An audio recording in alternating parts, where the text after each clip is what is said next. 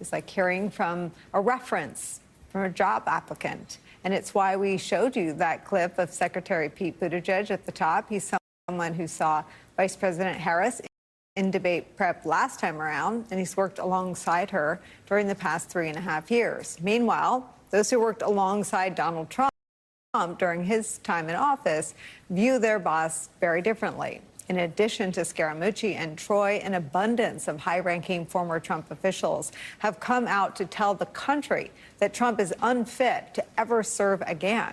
Their accounts are the focus of a new Harris campaign ad we told you about yesterday. To really know how someone will do in a job, listen directly to those who saw him in action.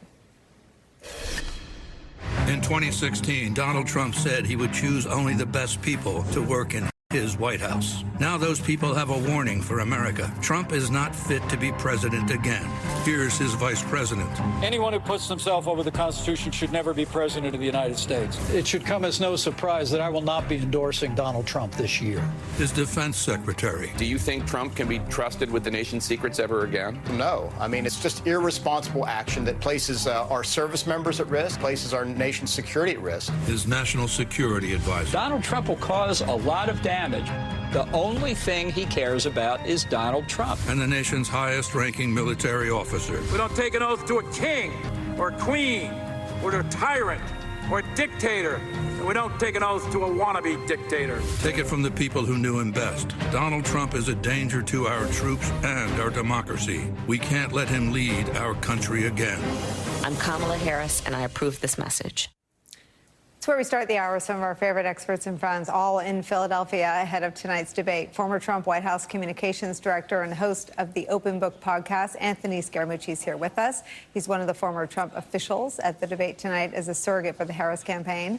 Also joining us, former senator and host of MSNBC's How to Win 2024 podcast, Claire McCaskill's back with us. Also joining us, chief political columnist and host of the podcast In Politic for Puck, MSNBC national affairs analyst John Heilman's here. Anthony, I start with you. First, I'm jealous that you're all together.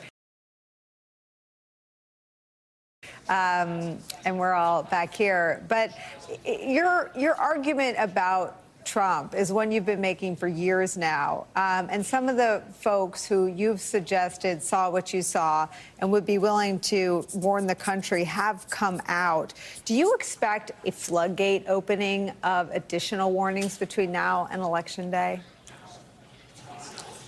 Well, I think there will be more, but I think, as you know, Nicolle, it is very difficult. He's put together an enemies list. He's told people that he's going to have treason tribunals. Just imagine that in one of the freest nations ever created in history, that we have one candidate that wants to take away your First Amendment rights by speaking out against them. So there's a lot of people that are intimidated by that.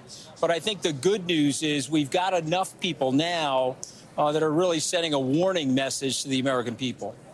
Anthony, what do you think sort of the three legs still holding him up are? What holds up his support? He's behind Harris about 3 points nationally, according to Matt Dowd, a very accomplished pollster. But what do you think is holding it up, and what do you think knocks any one of those three legs out? Well, I think tonight is going to be a big deal. I think the vice president is going to contrast herself, the realism of her, the can-do execution nature to her personality versus the sort of discombobulation and the degradation that we've been seeing. But I think what's holding him up is the uncertainty. We need to see the full narrative of Vice President Harris. And I'll make a prediction here. This is a lot like the Reagan election in 1990. The polls were very tight. The narratives emerged, and I think the vice president did a great job tonight. And once that narrative emerges, you're going to see her take a wide lead over former President Trump. One of the things that hasn't sort of settled in yet is that she now is the candidate who represents the vision for this country as embodied by Bernie Sanders and Dick Cheney. How do you sort of take that to the country? Well, listen, I think that says a lot, because I think if you look at both of those people, whether you disagree with their policies, and someone may disagree with both of them, frankly, they both love the country. So they're sitting here with two choices, and they see her as the choice to take America into the future. They see him as very divisive, somebody that will disengage us from our allies, somebody that will put hurt on his fellow Americans. And as one of those people in the ad said, I think it was John Bolton, he only really cares about himself. He's not here to serve the American people. So I think Vice President Cheney and Senator Bernie Sanders see with great clarity the reality of this. She is the person dedicated to service. He's the person that's dedicated to self-service, and that's why we're all with her. You have been an eyewitness to his disdain for the military. It's something that we talked about the last time you were on this show. Since then, Arlington happened. Why, in your view, haven't more people spoken out about how he uses troops as props? Well, a lot of the military leaders, including H.R. McMaster, who I've seen on the MSNBC air and wrote a great book, which is a warning sign about President Trump, they feel that they need to separate the military from the civilian political process. And so I think it's hard for them. We tried to push them back in 2020. They said no. These are people like General Kelly, a personal friend, or Secretary Mattis. But they've made statements. They've made statements to the press. They've been on the record. General Kelly did hear the suckers and losers comment. And, of course, General Kelly himself is a Gold Star family member, him and his wife, Karen. And so it's quite disheartening to hear President Trump talk like that. And I think that message is resonating. I think there's a reason why Vice President Harris is up in the polls. It's a combination of all these things that we're discussing. But I think tonight is the breakout opportunity for her. And I would imagine she's going to go up big and stay up big until we get to Election Day.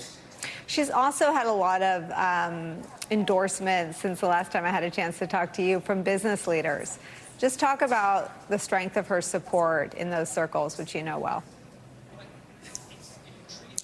Well, there's 85 Fortune 500 business leaders that have came out collectively and endorsed Vice President Harris. She has a broad base of people that are entrepreneurs like myself that are also endorsing her. And I think the message is we are on the right track economically. Inflation is down. We are doing things for middle-income people and lower middle-income people. They had a great legislative agenda over the last 3 years. We're making microprocessors here in this country. We're rebuilding bridges, roads, and tunnels, which is reducing inflation because of the costs of transit in the country over that infrastructure. And I think people want continuity in their messaging.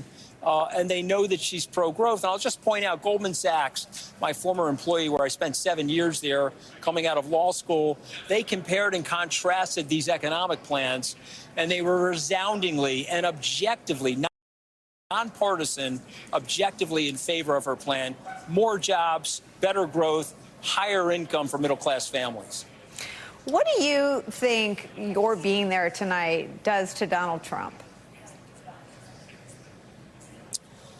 Well, listen, I think he knows that the gig is up. I think he's getting painted into the corner.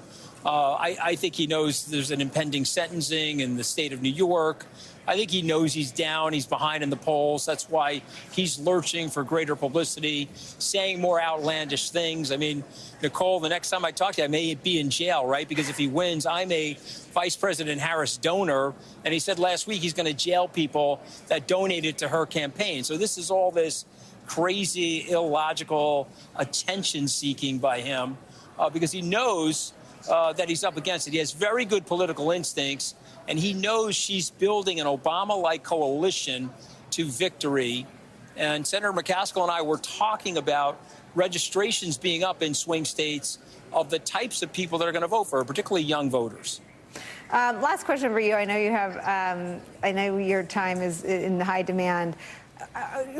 He's crazy, but do you think he's unserious when he talks about putting people like yourself on an enemies list or holding tribunals for Liz Cheney?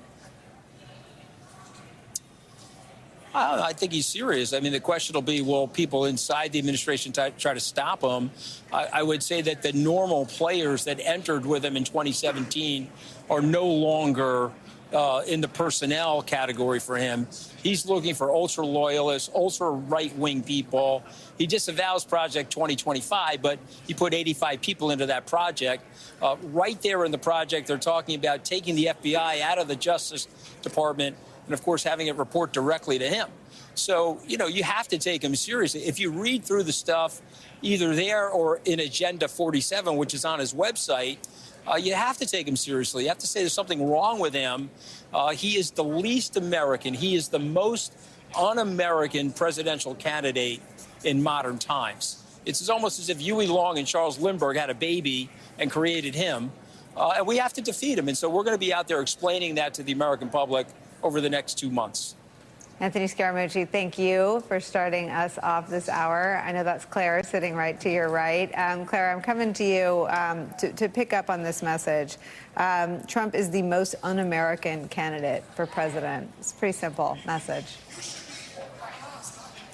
Yeah, and really, if you look at not just Trump, but some of his disciples. I mean, I was reading today about how Ron DeSantis is sending people, the election police, to knock on people's doors, police officers, to knock on people's doors and grill them about them signing a petition for abortion rights in Florida.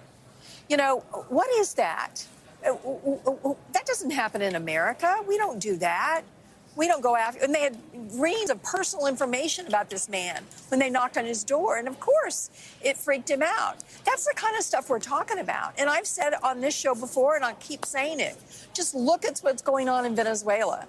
Maduro, who is what Donald Trump wants to be. He wants to be the kind of guy that it doesn't matter whether you win or lose, you get to stay in power. Doesn't matter if you win or lose. And Maduro is staying in power by blowing up the rule of law in Venezuela and co-opting the military for his political purposes. That's what Donald Trump is capable of, and that is not American. That is not American in any shape or form. And John Howman, that is how Vice President Harris is attracting support, not from simply every corner of the winning Democratic coalitions of President Joe Biden and President Obama, President Clinton. All those coalitions have reassembled, but also from the corners of the Republican Party that probably never thought they'd see the day where they enthusiastically endorsed a Democrat. And that's obviously the Cheneys, the Kinsingers, and all of the national security officials who are not voting for Donald Trump after watching him serve as commander-in-chief. What is your sense of how much of that could surface tonight, or whether that is sort of going to be left for the work of surrogates? Well, if you mean, Nicolle, do I think she's going to make a direct appeal towards never Trump Republicans? I imagine that is not what she's going to do. And I imagine that primarily because for all of the success that she's had over these last 6 weeks, she still continues to have a challenge ahead of her, which is, my brother Anthony Scaramucci kept talking about how Donald Trump's down in the polls. Unfortunately, he's not really down in the polls. The polls are a toss-up everywhere. It's a tie game. Nationally, it's a tie game in every battleground state. Every poll's within the margin of error. And part of the reason for that is that for all the momentum that Harris has had, she's made up an enormous amount of ground with every important Democratic constituency that Joe Biden was way behind with. And there I'm talking about young voters, black voters, Latino voters, all those voting groups, right? But she's still meaningfully not performing at Joe Biden's 2020 level. And so she has work to do with bringing home those Democrats. I don't say this in the sense that I think it's not within her grasp to do it. I think that, though, that is one of the most important things that's going to happen tonight on the stage in terms of her affirmative message tonight. She's got to get all those Democrats to come home. And to the extent that she is going to replicate the Biden or the Obama model, whichever one, slightly different coalitions, but both coalitions that won